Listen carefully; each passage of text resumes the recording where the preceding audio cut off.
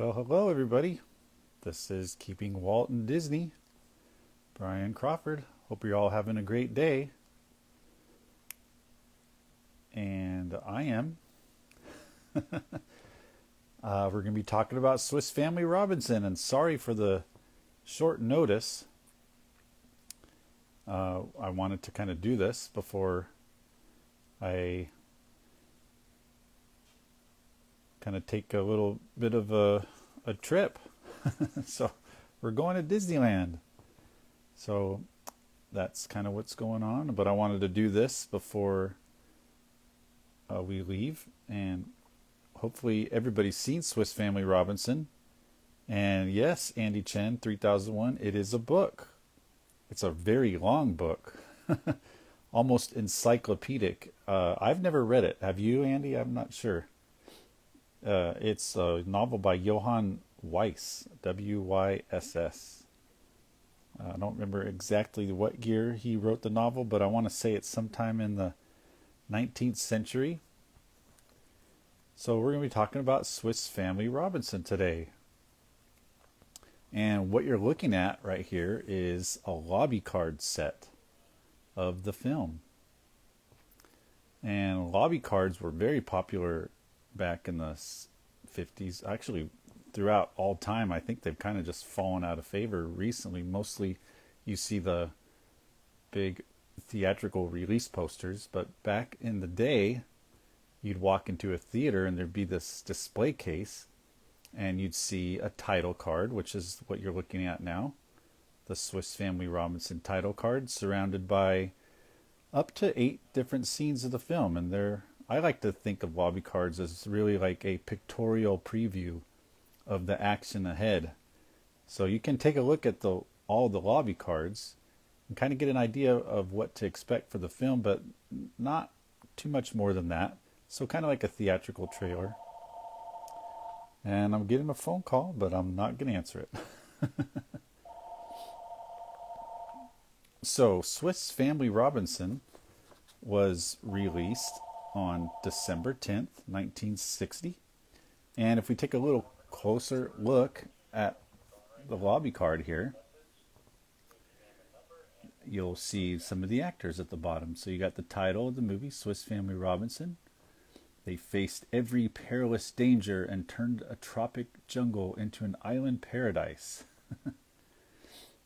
And here's the list of the actors. And this is a neat one because not only does it have one of the iconic scenes, the race scene when the family meets Janet Monroe's character.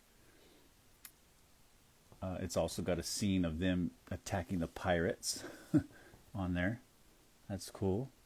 But it also has a close-up shot of every actor in the film. So let's go through one of these one by one. Elba's Meow says it's a great movie she remembers as a kid. Well, yeah, I'm glad you love it. If you have any questions in the chat, you guys go ahead and feel free to ask them, and I'll just kind of pause what I'm talking about and answer them. So here are the actors. We've got John Mills, and we know him as the father of Haley Mills. Very talented actor. Was actually in several films with his daughter. One Disney film, The Parent Trap. If you notice Brian Keith's caddy, that's John Mills in that film. He also starred in several films, other films with his daughter that were non-Disney, like The Chalk Garden, Tiger Bay, just to name a couple.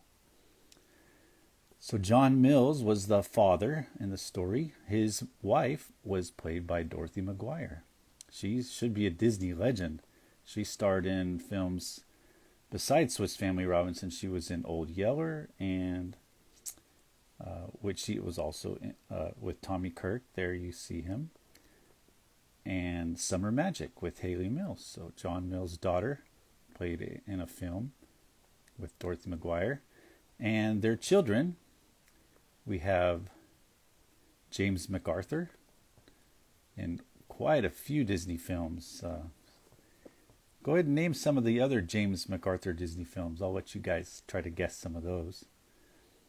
Janet Monroe is a young woman who they discovered on the island and we'll kind of get to that a little later. But she has also been in several different Disney films, such as Darby O'Gill and the Little People, Third Man on the Mountain, which she co-starred along with James MacArthur. So I already gave one James MacArthur film away. So The Truth About Spring. Oh yes, that's a good one. Yeah, The Truth About Spring. MD Snotty says that's a film that starred James MacArthur and John Mills, as well as Haley Mills, a non-Disney film. So that's one I need to check out. But James MacArthur and Haley Mills were in that one together. And next to Janet Monroe, we have an interesting character here, Sesue Hayakawa, who was a huge star back in the 20s and 30s, kind of in the silent film era, transitioning over to talkies. But he was a huge success, and the women loved him. He was kind of a heartthrob, kind of an idol back in the day. He makes an appearance here as the leader of the pirates towards the middle to the end of the film. And finally, we have Tommy Kirk. And Tommy Kirk has been in a ton of Disney films. And GJNG White says Emil and the Detectives. I know Roger Mobley was in that. I don't believe Walter Slezak also, but not James MacArthur. He was not in Emil and the Detectives, but it's a good guess. That's a fun movie. Maybe we'll do that one sometime. It's a little known film that stars a bunch of kids trying to solve a mystery. That's a great film. Kind of overshadowed. It was released in 1964, overshadowed by Mary Poppins, unfortunately, but still a great film. So back to Tommy Kirk. Tommy Kirk was in lots of Disney films, and he was often coupled with Annette Funicello, like in The Monkey's Uncle and The Misadventures of Merlin Jones, and as well as a lot of early films like The Shaggy Dog, and I want to say he was in The Absent-Minded Professor and Son of Flubber with Fred MacMurray, as well as a couple of Mickey Mouse serials like The Hardy Boys. So that one's fun. The Curse of the Applegate Treasure. That's one that I really like. Andy Chen says he likes my book. Oh, is that one? The Disneyland Encyclopedia? Yeah, I got a lot of books. I got this other book I'm reading right now called It's Kind of a Cute Story by Raleigh Crump. And I kind of just hang out here in my Disney cave where I've kind of got all of my Disney stuff, as well as my son who's back from school. He kind of hangs out in here. There's a couple of cool posters. There's The Monkey's Uncle that starred Tommy Kirk. So this is kind of my Disney cave. Go around. I've got some tiki stuff over here. And behind me is a big map, but then I'd have to get up. We are the Disney Squad. Yeah. Thanks, Day One List. So let's get back to Swiss Family Robinson. We talked about the actors. So let's kind of go through the directors. Yeah, let's really quickly talk about the directors. It was produced by Bill Anderson, and you can see his name way down there at the bottom. There's the producer, Bill Anderson, and directed by Ken Anakin. And I've got some neat fun facts about both of those guys. Oh, that's Alyssa. Hi, my niece is in here. Love you, Alyssa. Can't wait to see you in a few days. So Andy asks if I'm a huge fan of Disney. And yes, I am. I'm kind of a big-time Disney nerd. And as well as is my fellow host. Well, he's the host. I'm just his co-host. But Disney Chris is in the house, my good friend. And he's like, he didn't see me go live. But he's going to join in some of the chat here. And let me know of all the things I skip over while I'm talking about Swiss Family Robinson. But so the producer Bill Anderson, Ken Anakin was the director, and the screenplay was written by Lowell S. Hawley. And it's an interesting story with Lowell S. Hawley. He was not at first. He was not the first person Walt Disney picked to write the screenplay. He actually hired a different gentleman, and he went too close to the book. The book by Johann Weiss, right there. And that did not make for a very interesting movie. So he hired the screenwriter Lowell S. Hawley to make it more of a Disney film. So let's kind of go through the plot here a little bit, and I'll do that by kind of flipping over some of these lobby cards. And one cool thing about this set is I do have the original envelope that this set of lobby cards comes in. So one cool thing about the envelope, it tells you how many cards are in your set. And so here we have 8 full color scenes. They're all 11 by 14 inches. Walt Disney's Swiss Family Robinson, filmed in Panavision. And if you look down here, R75/4, that tells you that this was released in 1975, the fourth quarter. So this is actually from a re-release of the film, I'm sorry, that's April 1975. A re-release of the film in 1975. So this is not like an original lobby card set from 1960. I don't have one of those. I'm looking for one. Ryan says, thanks. I appreciate the comment about my collection. Yeah. Thank you. Ryan is a great lover of all things Disney live action, especially the classics. So if you like what I'm showing you, go over to his account, Ryan_treasures, and give him a follow. He is a huge fan of Disney live action and a big time proponent of keeping the classics alive. And him and I, we have a lot of conversations about how much we wish some of the things that we like to see on DVD would be released either on DVD or Disney Plus. So, like the Mickey Mouse serials. So here's the title card, and we're going to flip that over. And here we see a scene of the film. This is after the shipwreck. So the family was traveling to, I can't remember where exactly, but they were traveling on a ship, and they were locked in the hold, and their boat was shipwrecked, and the crew was like nowhere to be found. So after they crashed onto a reef, they were able to manage to get out of the hold area, and they built this raft and started rowing to shore, along with a lot of the things on the ship that they would need to sustain life on this nearby island. So a couple questions. Ryan asked if I have the Disney Movie Club exclusive Blu-ray. No, I don't have that one yet. I probably should get it. I'm pretty happy with the 2-disc DVD version. And Chris asked, who did the art?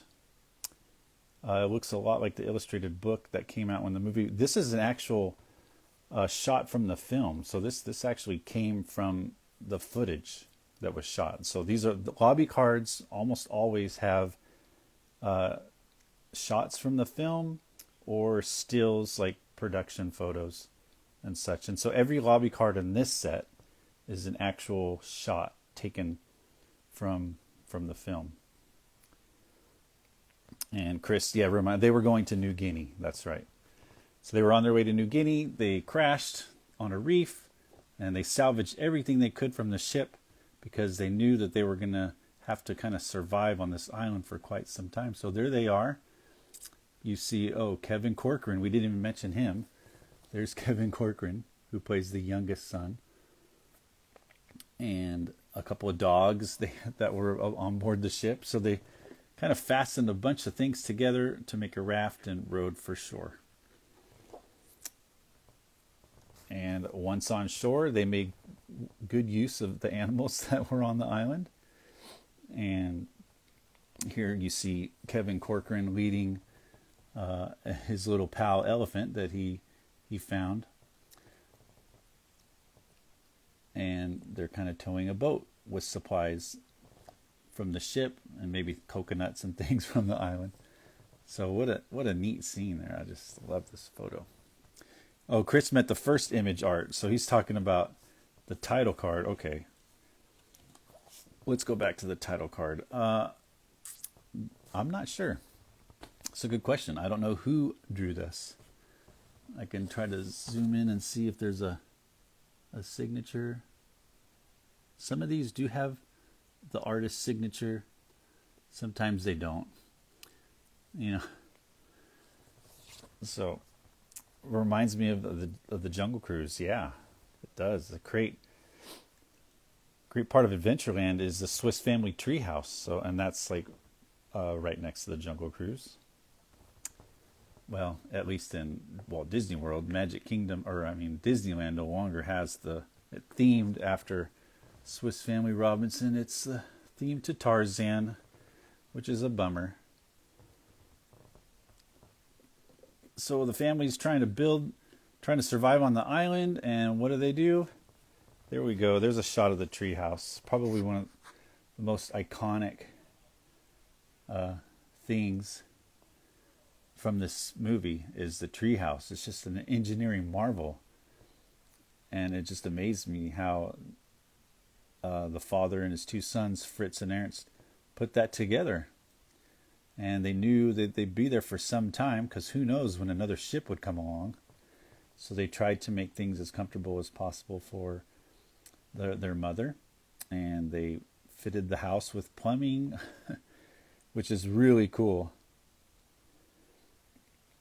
Ryan says Tommy Kirk is definitely someone I'd like to meet someday. Yeah, me too. He's still alive. He's still out there doing things. So there's a great scene of the treehouse. Just so cool, and such a fun thing to experience at Disney World today. It's always an attraction that I have to check out.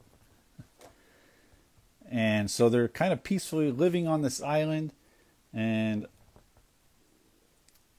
along come these pirates. So the pirates actually kind of showed up earlier in the film while the family was rowing things to shore.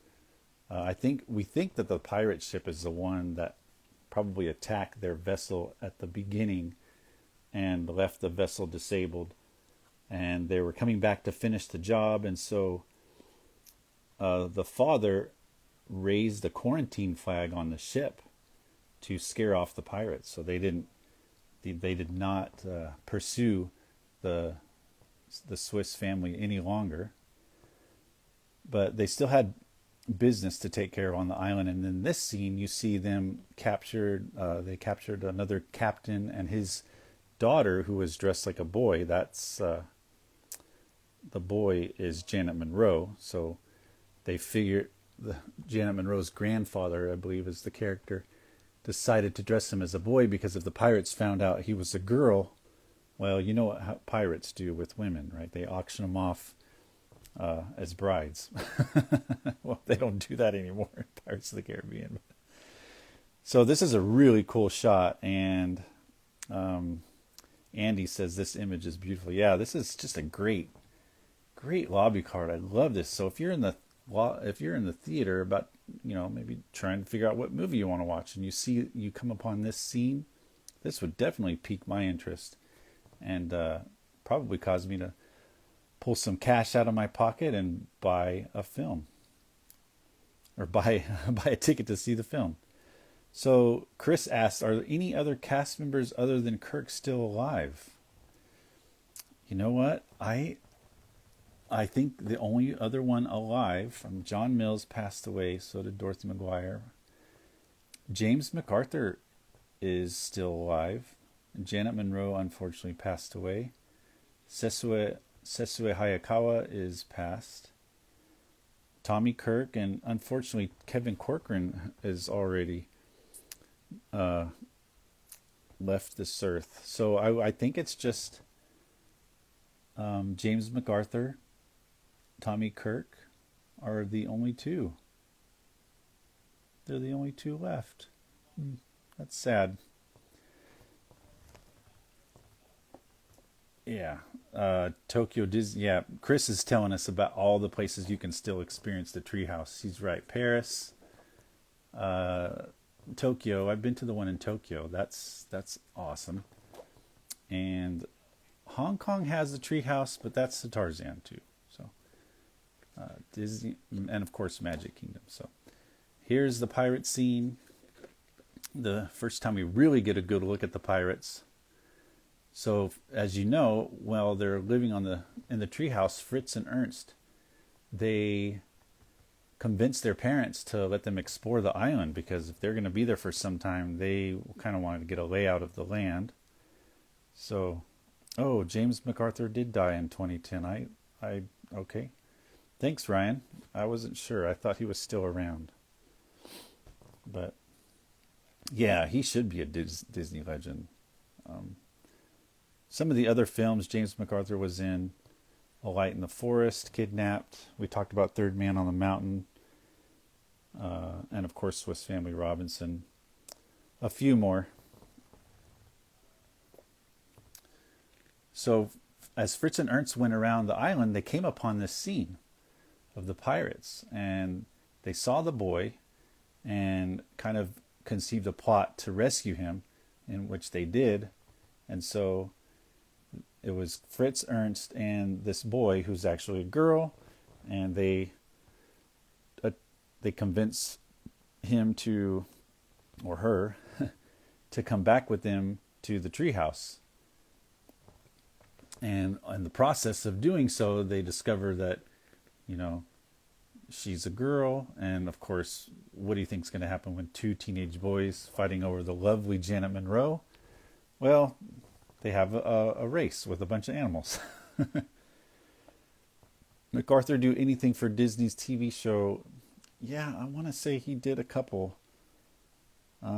It's just escaping me right now, and I can't really do a Google search to help you guys out. But if anybody knows what else James MacArthur did, you know, anything on the Disney anthology TV series, I can't recall. I know there's something. It might be Willie and the Yank. That's Mosby's Marauders. I think that's I'm pretty sure James MacArthur is in that one, and I haven't seen that one yet. So, thanks, Ryan. Have I seen Ten Who Dared? A Disney film that was released the same year as this film. Yeah, I have seen it a couple of times. I have the lobby card set for that. And I know how Leonard Maltin feels about that. I also know how my good friend Chris feels about it, and he can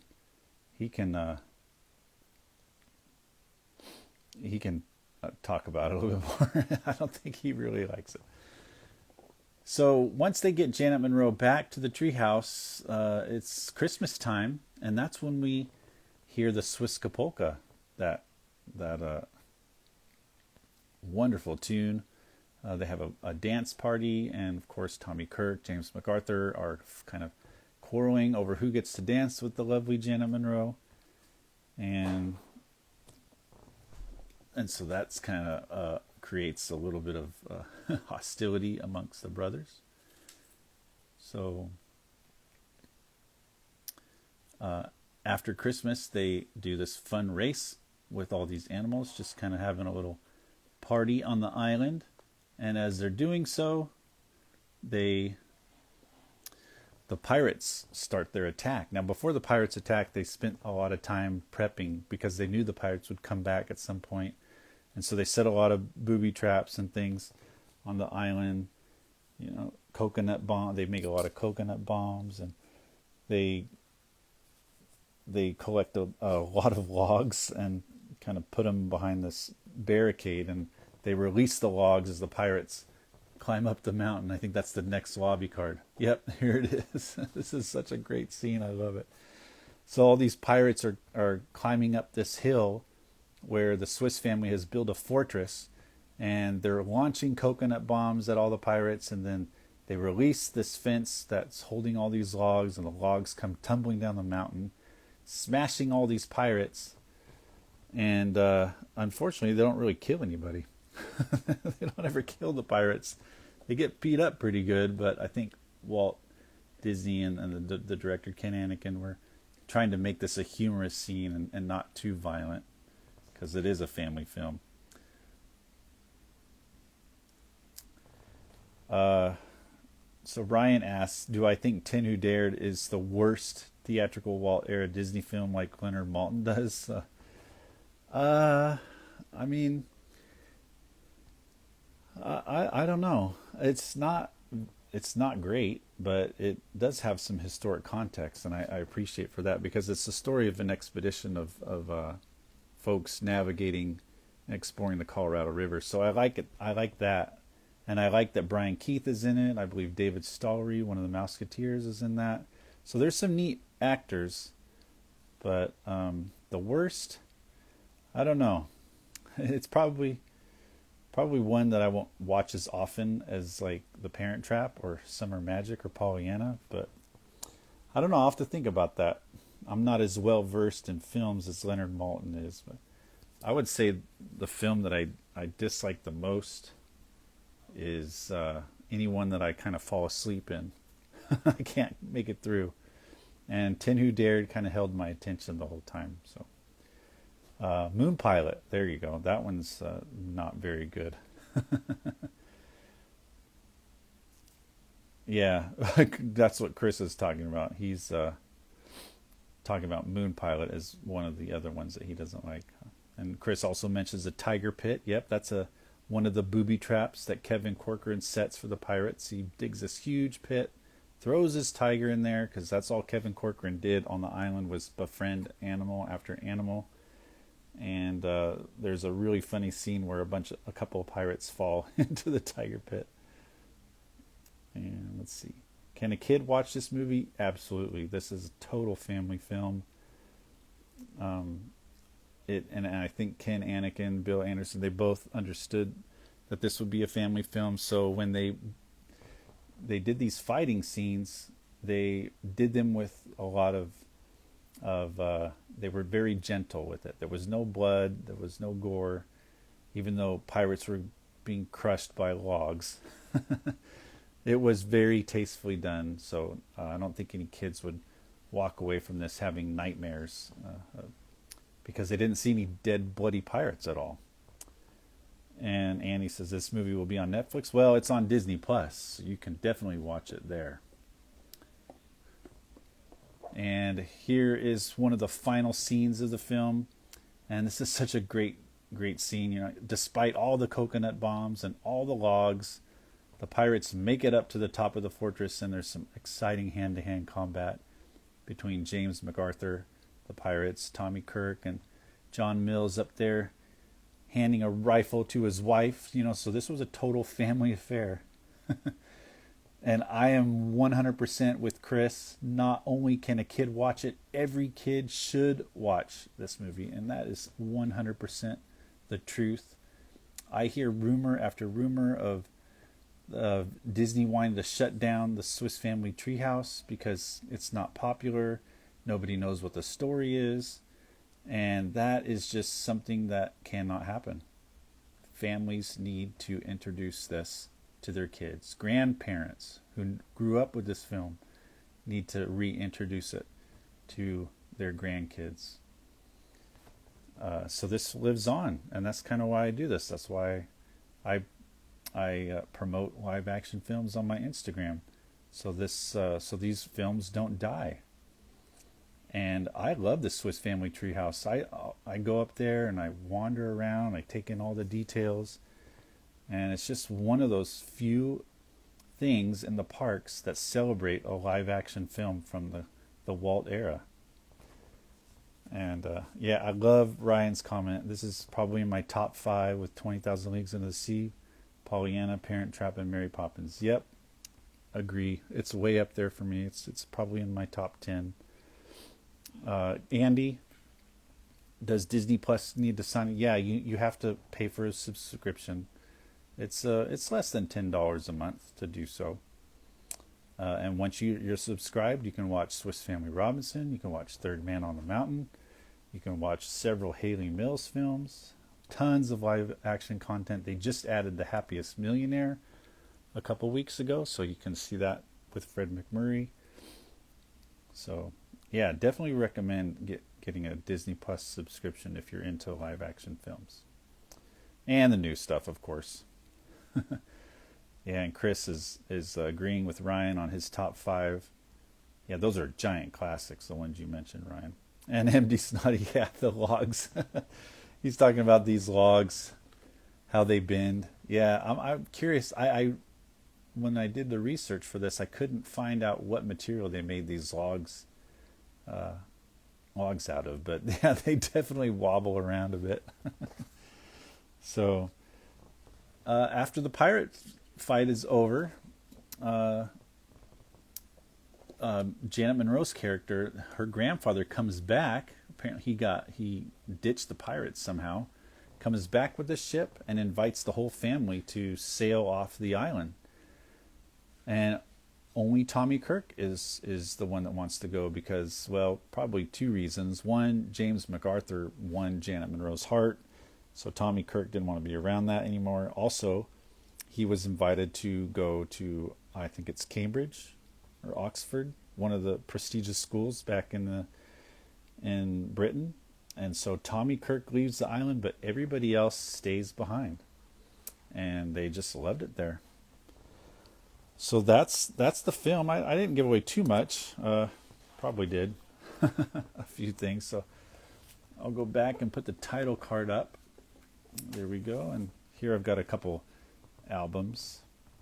This is a neat storyteller album here that's narrated by Kevin Moochie Corcoran. And this other one I just picked up recently. I haven't had a chance to listen to it yet. I want to say Kevin Corcoran's on this one too, but I'm not sure. Maybe Chris knows. Chris is a huge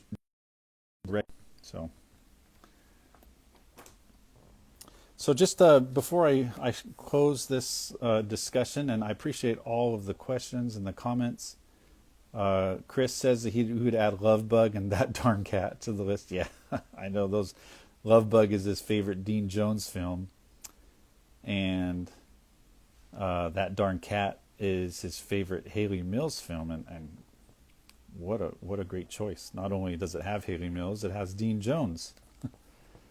So great movies. So just a little bit about Ken Anakin, and he had a little back and forth with Walt Disney on how he wanted to film this movie. Walt was it's one of the few times Walt was concerned about the budget of this film, and so he wanted to film it on a soundstage because he had a lot of money left from the UK. So he wanted to do this at Pinewood Studios, where he did like Treasure Island, those other films with like Sword in the Rose, Rob Roy, those. So he had some money left over that he could spend in England. And so, but Ken Anakin was like, this movie is not a soundstage type of movie. You've got this family shipwrecked on an island. They're going to build this tree house. These pirates are going to come fight them. This needs to actually be filmed on a real island. So he convinced Walt Disney to spend a little extra money. And does anybody know the island where they filmed this? I'll let you guys answer that in the comments down below. But he wanted this to be a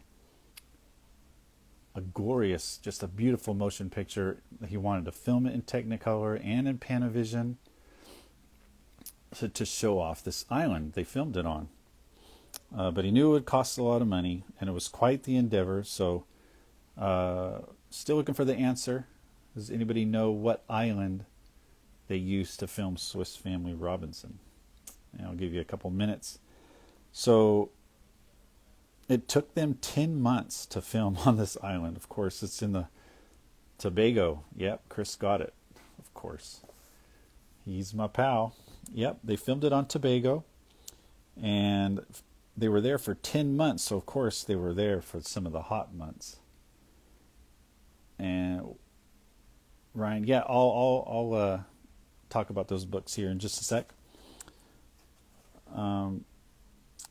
So 10 months on the island, which meant a ton of things we're going to need. They had 3 separate camera units, a crew of nearly 1,000 people to build the roads. They had to build kitchens, dining rooms, parking facilities, and even an indoor studio. And they also constructed the life-size wreck of the ship that was modeled after Captain Cook's ship, the Endeavour, and the treehouse, which was 3 levels. They had to build that. And the animals is very interesting. They didn't use any animals on the island. They brought in 500 animals for the film, and all had to be brought in by ship. One other interesting thing about the picture, it was all dubbed for sound. So all of the speaking that you hear in this film was not done. They were not mic'd. There were no boom operators or anything on the island. They had to. They filmed the action, but then all the dialogue was dubbed in a studio. So every voice you hear in the picture was done artificially, and they had to spend 28 days dubbing every voice in the movie. So those are a couple little interesting tidbits. How did the cast get along? That's kind of a funny thing. Well, Dorothy McGuire, she loved Tobago. She found it. She says she found it seductive, and its inhabitants were very charming, and it was anything but a hardship to work there. She says it was pure pleasure, and her memories of the filming were very pleasant. It was totally a fine experience from beginning to end, and she got along with everybody very well. Well, how can you not get along well with Dorothy McGuire? She's just a lovely actress. On the other hand, John Mills, he had a tough time. So he kind of half jokingly described his daily routine as like scorpions biting him, and walking through the swamps, being sucked in by quicksand, eaten alive by land crabs, bitten by snakes, and once he got to the beach, he was being devoured by insects, and walked, and he'd have to jump into the sea to get all the bugs off him. Then he had to worry about sharks and barracudas. But in the end, he enjoyed the experience, and so much so that he invited his family. So Hayley Mills and Hayley's mother and her younger brother Jonathan, they all spent a holiday on the island. So that's about it. Great movie. Hopefully y'all can take some time to see Swiss Family Robinson. I really love this movie, as do many of you. Many of you said it was in your top 5, so that's awesome. Let me go back through the questions really quick before I end this. So we've got MD Snotty's talking about the moon spinners. Yeah, that totally underrated. That's actually my number 2 Hayley Mills film. I love that. It's just such an escape movie. The scenery on Crete where they filmed the movie is absolutely gorgeous. Hayley Mills is just wonderful in that. She's beautiful, and it's her first on-screen kiss with Peter McHenry in that. So I love that film. Yeah, totally underrated. So Ryan asks about the books that I'm reading right now. Oh, okay. So I'll just show you kind of what I got going on. I'm reading this one. It's kind of a cute story by Raleigh Crump. And then these other books I just kind of have on my coffee table. A couple of leaflets or pamphlets from the Walt Disney Family Museum that talk about their current exhibit there, Walt Disney Studios, during World War II. I've got this cool book called The Poster Art of the Disney Parks. And over here, these are kind of referenced, the Disneyland Encyclopedia. I consult this book a lot when I'm making my Instagram posts, just so that I kind of act like I know what I'm talking about. So important for dates and things like that. And South of the Border with Disney. This is an awesome book. It talks about the Goodwill tour that Disney took to Latin America with several of his animators. And we all know what came out of that, like the 3 Caballeros that you see there, Saludos amigos.